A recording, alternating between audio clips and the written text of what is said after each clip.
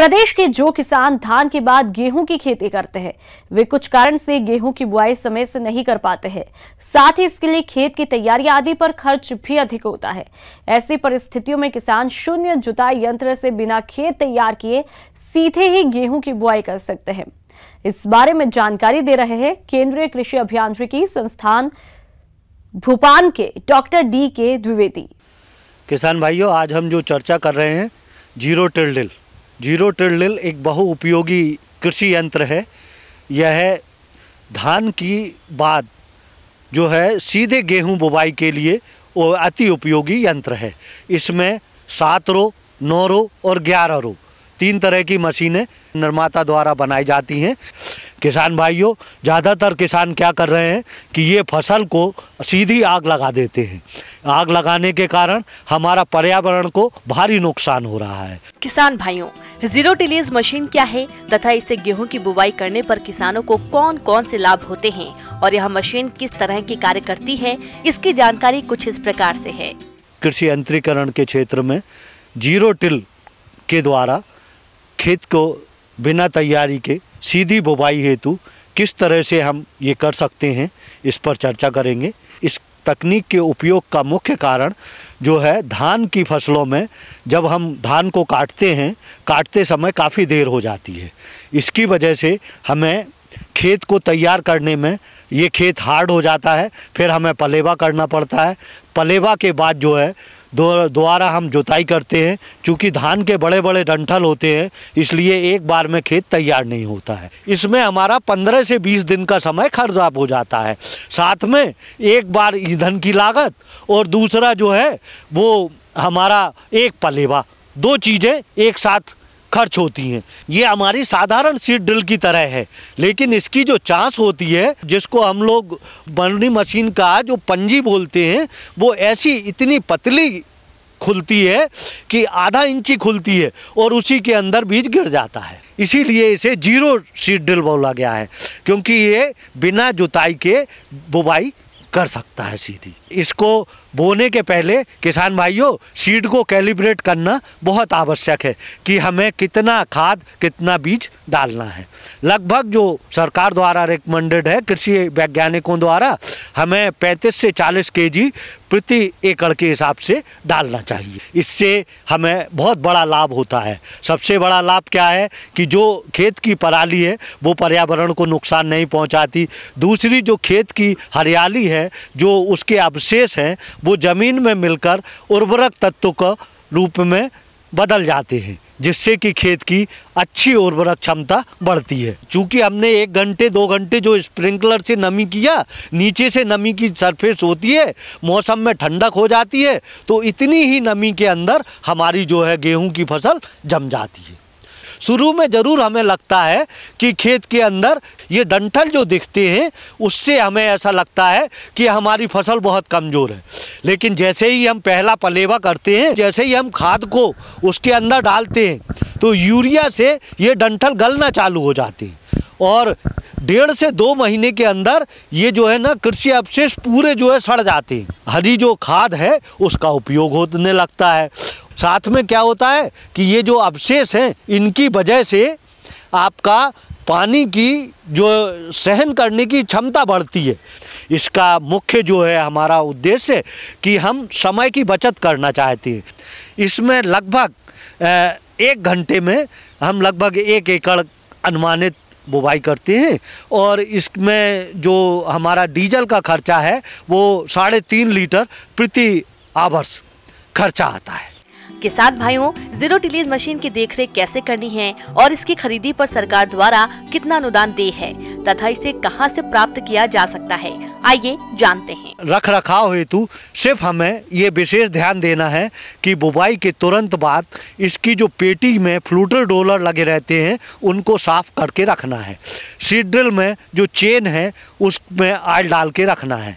हमेशा ध्यान देना है कि इसके जो पाइप लगे रहते हैं, सीड ड्रिल के पाइप, वो सीधे रखने चाहिए।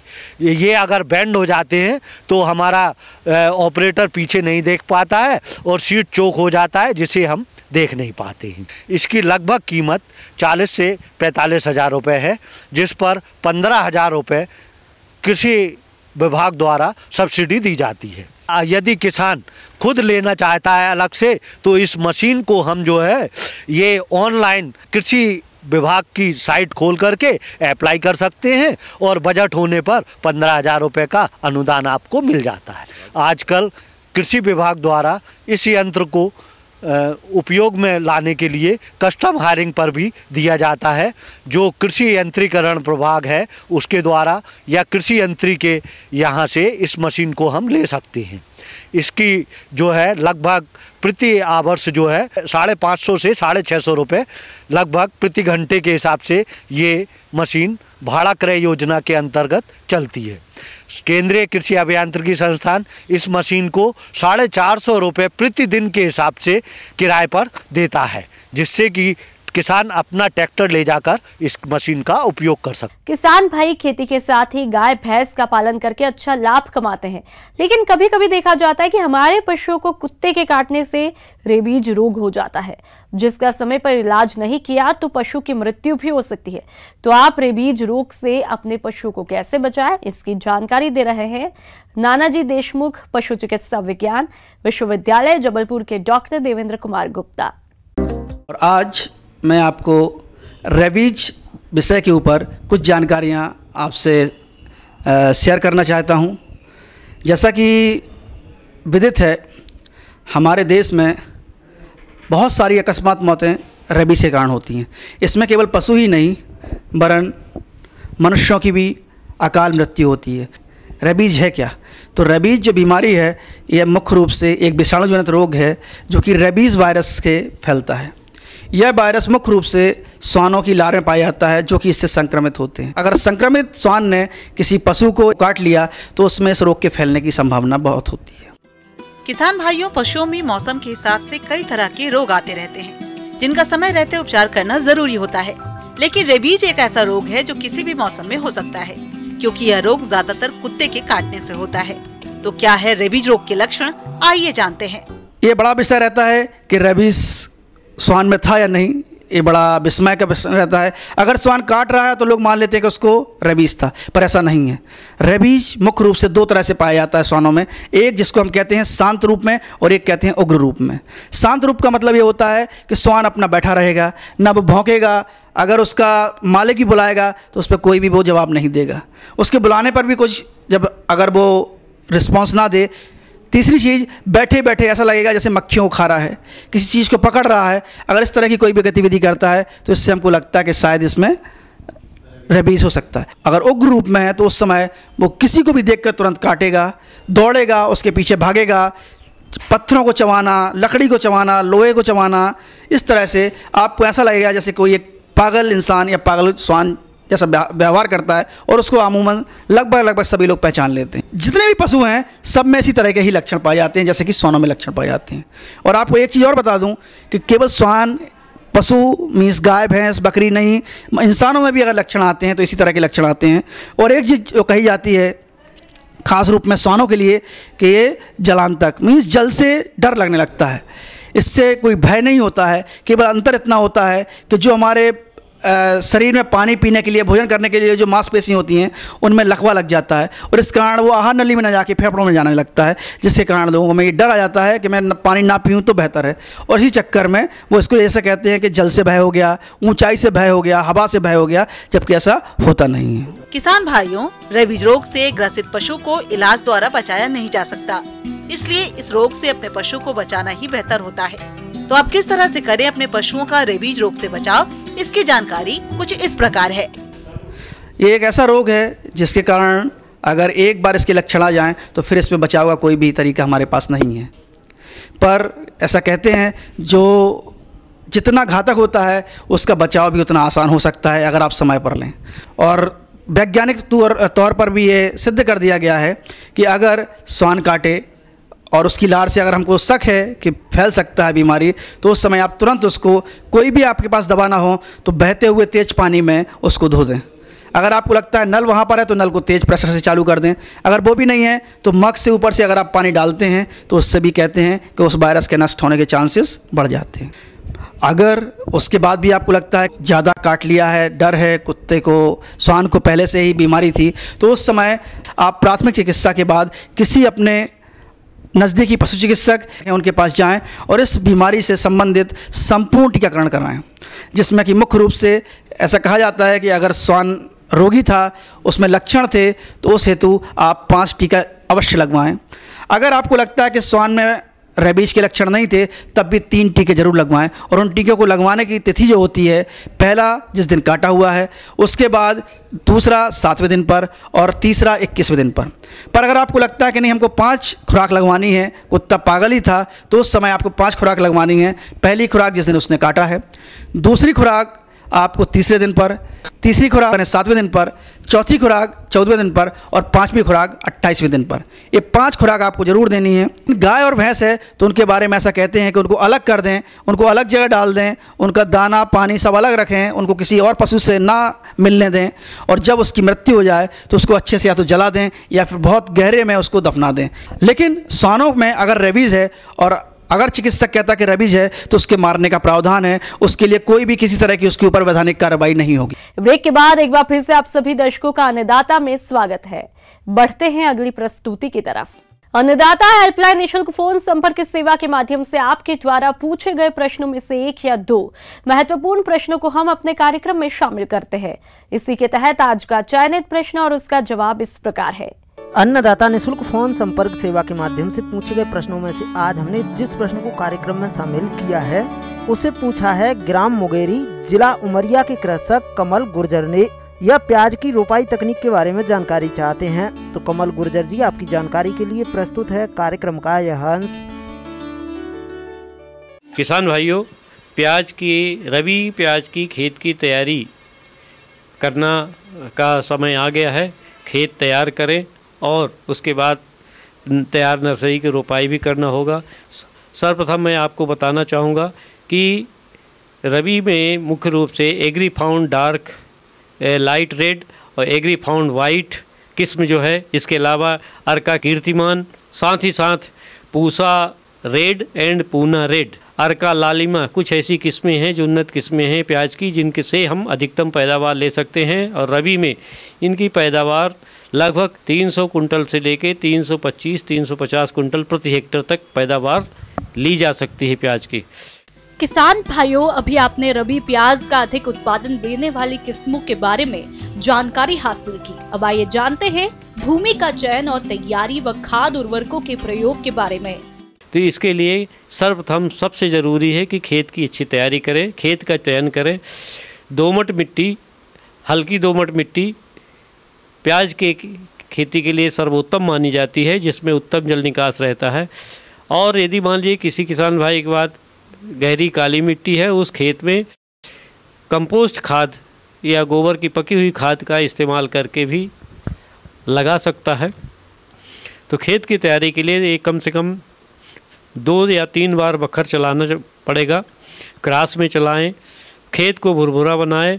एक बार बखर चलाने के बाद दोबारा, चूँकि घास खेतों में बड़ी हो गई होगी, खेत की तैयारी करने के बाद पाटा लगाएं। किसान भाइयों, रोप लगाने का के साथ साथ ये भी ध्यान रखना है कि जिस ज़मीन में हम खेत तैयारी किए हैं उसमें गोबर की खाद या कंपोस्ट खाद या नाडेप्टा की खाद अथवा वर्मी कंपोस्ट खाद का उपयोग अवश्य करना चाहिए। इसकी मात्रा 10 कुंटल प्रति हेक्टेयर से लेके 50 कुंटल प्रति हेक्टेयर तक हो सकती है। इसके बाद इसमें पोषक तत्वों की भी आवश्यकता पड़ती है।